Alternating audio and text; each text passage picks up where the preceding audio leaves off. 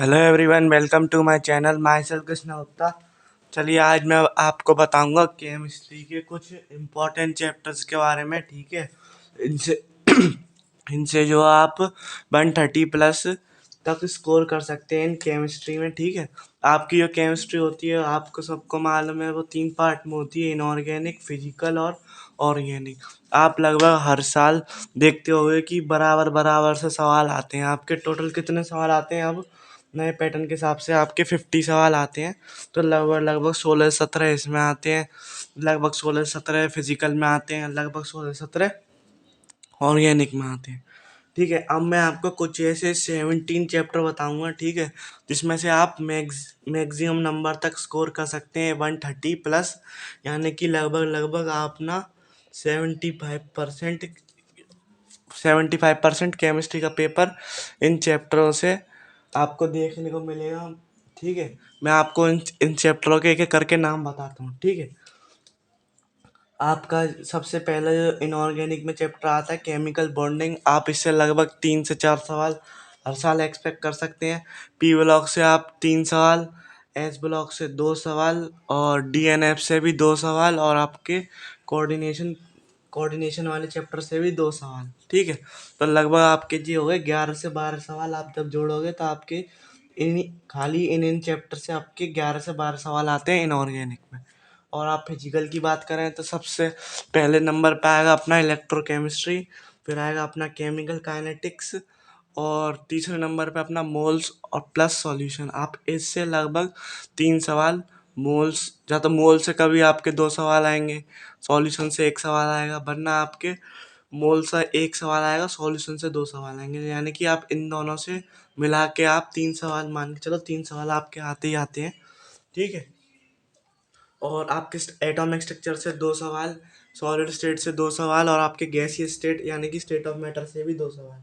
ठीक है, ये सारे जो चैप्टर मैंने लिखे हैं ना, ये आपके फिजिकल केमिस्ट्री के आसान चैप्टर में माने जाते हैं। इनका अगर आपको फॉर्मूला भी याद है तो आप आसानी से इन चैप्टर्स को कर सकते हैं।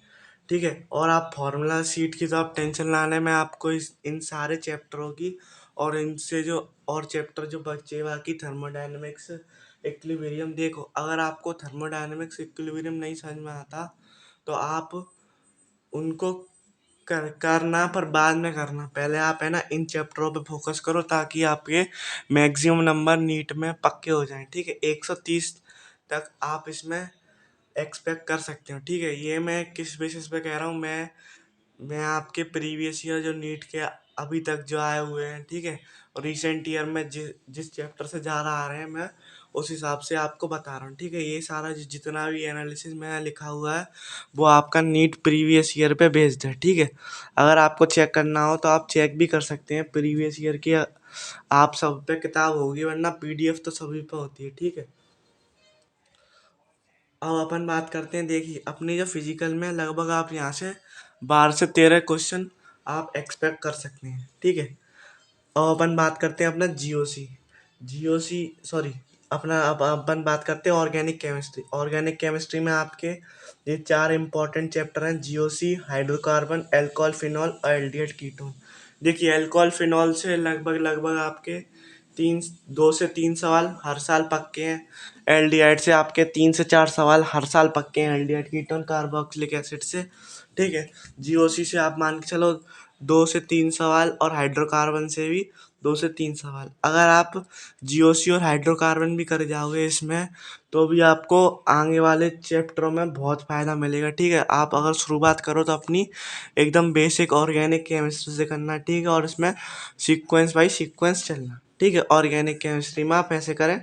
और अगर आप इसमें ब्लॉक केमिस्ट्री पढ़ रहे हैं तो आपको ब्लॉक केमिस्ट्री यानी कि s p d n f, तो इनसे पहले आपको पीरियोडिक टेबल के भी ट्रेंड्स वगैरह ये सब आपको आने चाहिए। अगर आपको ये नहीं आता तो आप इसमें एक चैप्टर और इंक्लूड कर लें। मैंने लिखा इसलिए नहीं था क्योंकि आपका पीरियोडिक टेबल से डायरेक्ट सवाल नहीं आता। ठीक है, पीरियोडिक टेबल से आपका डायरेक्ट सवाल नहीं आएगा, डायरेक्ट आएगा एक एक या एक ही आता है बस आपका डायरेक्ट पीरियोडिक टेबल से।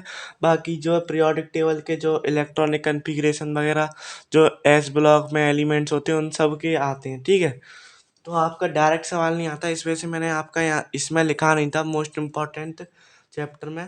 पर आप जो है ब्लॉक केमिस्ट्री करने से पहले आप पीरियोडिक टेबल भी आप कर लेना, ठीक है। पीरियोडिक टेबल भी आप कर लेना। और आप इन सब की टेंशन ना लें, मैं आपको इन सब के शॉर्ट नोट्स ज़रूर प्रोवाइड कराऊंगा, ठीक है। धीरे धीरे करके आपका जो, ठीक है, काम तो आपका चल रहा है, शॉर्ट नोट्स आपके बन रहे हैं, ठीक है। बस आपको कुछ समय और लगेगा, फिर आपके जो सारे शॉर्ट नोट्स जो तैयार हो जाएंगे, फिर एक एक करके मैं उनको, जैसे मैं आपको पढ़ाता था वैसे ही मैं आपको पढ़ाऊंगा। 30-40 मिनट में आपका एक चैप्टर कंप्लीट होगा। उससे आप जो है एक चैप्टर को मल्टीपल टाइम्स जो है रिवाइज कर सकते हैं, ठीक है। मेन अपना जो केमिस्ट्री में मेन गेम होता है वो अपना रिवीजन का होता है, ठीक है। अपना कंटेंट केमिस्ट्री में बहुत ज़्यादा होता है, तो उसको जो है अपन को रिवीजन रिवीजन करते रहना पड़ता है, वरना अपनी केमिस्ट्री जो है दिमाग से निकल जाती है, ठीक है। फिजिकल केमिस्ट्री में आपको ध्यान रखना है, फिजिकल केमिस्ट्री में इसके फॉर्मूला बहुत ही इंपॉर्टेंट होते हैं। फिजिकल केमिस्ट्री में जितने भी आपको ग्राफ बताए जाते हैं, रिलेशन बताए जाते हैं, ये बहुत इंपॉर्टेंट होते हैं, ठीक है। मैंने फिजिकल केमिस्ट्री में आपके थर्मोडायनेमिक्स से इक्विलिब्रियम इसलिए नहीं लिए क्योंकि वो काफ़ी बच्चों को जो है मुश्किल लगती है। मैं ये नहीं कह रहा आप खाली इतने चैप्टर करके आओ, 17 चैप्टर, पर मैं ये ज़रूर कह रहा हूँ कि आप 17 चैप्टर पहले करो केमिस्ट्री में, फिर बाकी बचे 13-14 चैप्टर आप बाद में करो, ठीक है। आप इन सारे चैप्टर को करने के बाद आपके 130 तो आपके कम से कम सिक्योर हो जाएंगे, इससे तो आपके कम होंगे ही नहीं, ठीक है। फिर धीरे धीरे करके आप 2-2 3-3 चैप्टर करके आप बढ़ा लेना, और ठीक है, जैसे जैसे आप चैप्टर करो। और काफ़ी चैप्टर ऐसे भी हैं जिनमें से एक सवाल आता ही आता है, जैसे कि अपना केमिस्ट्री इन एवरीडे लाइफ है, हाइड्रोजन है, ठीक है। छोटे छोटे चैप्टर हैं, इनको आप एग्जाम के पास करो, वन शॉट से देख लो आप, तो भी आपका इसका काम हो जाएगा। पर आपको थोड़ा इनमें जो है डिटेल जाना पड़ेगा, ठीक है, क्योंकि इसमें से डिटेल पूछ लेता है, इसलिए आपको थोड़ा सा डिटेल जाना पड़ेगा। इसमें आप भले ही आप इसमें 3-4 महीने लगा दो आप इसको कंप्लीट करने में नीट से पहले, और बाकी बचा टाइम आप बाकी बचे चैप्टर में लगा देना। पर आप इन सारे चैप्टर को अच्छे से करें, ताकि आपके एटलीस्ट 130 प्लस तो आपके आसानी से आ जाए, ठीक है। जो जो भी बच्चा अगर मान लो 80-90 नंबर पर रुक रहा है, तो आपको ये वाले चैप्टर पहले करने चाहिए, तो आपको काफ़ी फ़ायदा मिलेगा। और फिर आप जब टेस्ट में देखोगे तो आपको काफ़ी सवाल इन चैप्टरों से देखने को मिलेंगे, और आपके नीट के पेपर में भी आपको देखने को मिलते हैं हर साल, ठीक है। थैंक यू, मिलते हैं अगली वीडियो में, तब तक के लिए पढ़ाई करते रहें, ऑल दी वेरी बेस्ट। और अगर आपको कोई भी वीडियो की नीड है, ठीक है, कोई भी चीज़ की, कोई भी एनालिसिस की आपको ज़रूरत है, या फिर आपको शॉर्ट नोट्स की ज़रूरत है, तो आप इस वीडियो के नीचे कमेंट करें, ठीक है। कोई भी दिक्कत है तो आप, टेस्ट वगैरह आप पे नहीं है तो आप बताएं, मैं टेस्ट वगैरह का भी आपके लिए अरेंजमेंट कर दूंगा, ठीक है, फ्री ऑफ कॉस्ट। जो भी आपको इस चैनल पर चीज़ मिलेगी सारी फ्री ऑफ कॉस्ट रहेगी, ठीक है।